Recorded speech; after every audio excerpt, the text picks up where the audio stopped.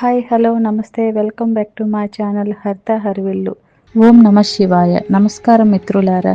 ఈ రోజు మనం ఒక మహా అద్భుతాన్ని చూడటానికి వచ్చేసాం. మనం ఇప్పుడు ఉన్నది ఆంధ్రప్రదేశ్ రాజమండ్రిలో. ఇక్కడి మహాకాళేశ్వర దేవాలయాన్ని మన దేశంలో 2వ ఉజ్జయిని అని పిలుస్తున్నారు.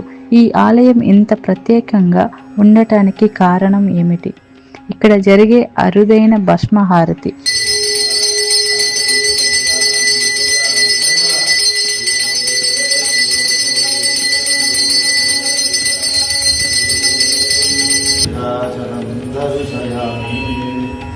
మహాదేవ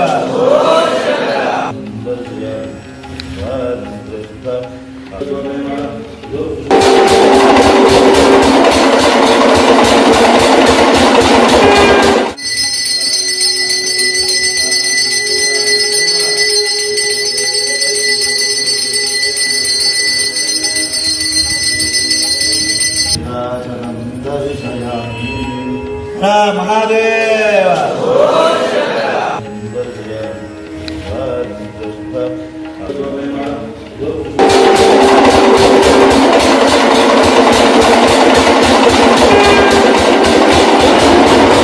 ఇక్కడి శివలింగం మరియు మిగతా విగ్రహాలన్నీ రాజస్థాన్లోని జైపూర్, తమిళనాడులోని మహాబలిపురం నుండి తెప్పించిన గ్రానైట్తో చెక్కబడ్డాయి.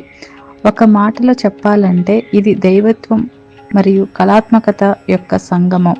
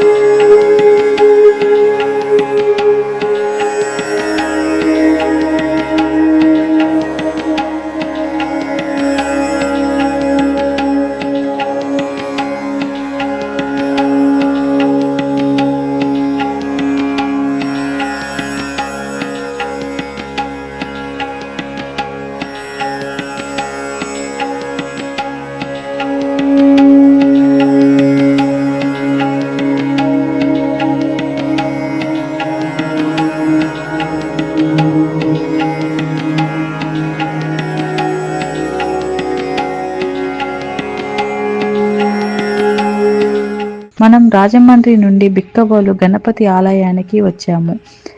ఈ స్వామి వారిని కలియుగ వినాయకుడు అని, కోరిన కోరికలు తీర్చే వరసిద్ధి వినాయకుడు అని కూడా అంటారు.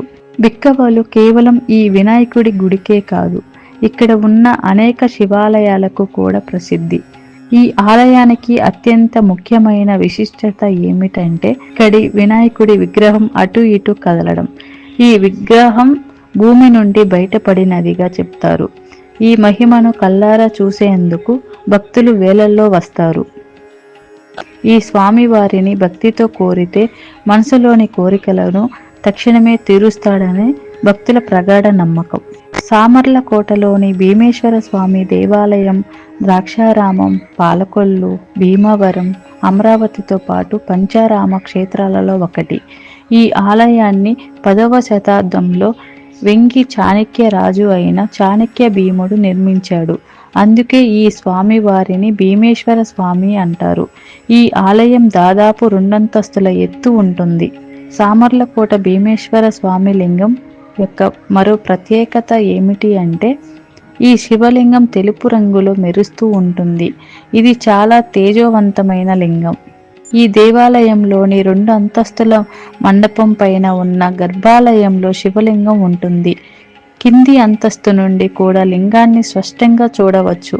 ఇది నిర్మాణ పరంగా ఒక గొప్ప ఇంజనీరింగ్ అద్భుతం. సామర్లకోట భీమేశ్వర స్వామిని దర్శించుకోవడం పంచారామ క్షేత్రాలలో ఒకటైన ఈ దివ్యమైన శివుడి శక్తిని అనుభూతి చెందడం గొప్ప అదృష్టం. ఈ చారిత్రక ఆలయం యొక్క వారసత్వాన్ని మనం ఎప్పుడూ కాపాడుకోవాలి. మహాశివరాత్రి సమయంలో ఈ ఆలయం భక్తులతో కిటకిటలాడుతుంది. ప్రతి సోమవారం మరియు ప్రదోష కాలంలో ఇక్కడ అభిషేకాలు జరుగుతాయి.